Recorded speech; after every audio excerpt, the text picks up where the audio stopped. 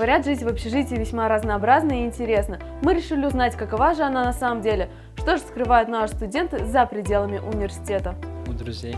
Зайти к подружке. Просто ходить по комнатам и спрашивать еду. Можно сходить в чужую комнату, но вообще это не прокатывает, все знают этот секрет. Можно у кого-нибудь своровать еду. Сходить к соседке. Нагнуть повара. Подружиться с соседями, напроситься на день рождения. Нужно познакомиться с какой-либо девушкой, которая умеет готовить. Раз в год, наверное. Ни разу не виделась. 3 раза в день. У нас и на этаже их нет. Ну, я не вижусь с тараканами. Они со мной может видеться ночью. Очень часто. Каждый день.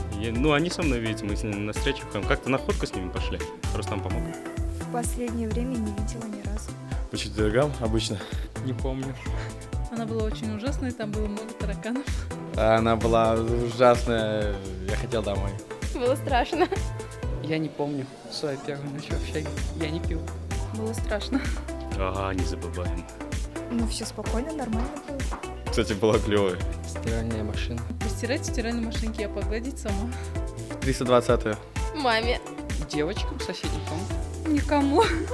Мне? Никому самой постирать и погладить. Той же самой девочке, которая тебе готовит.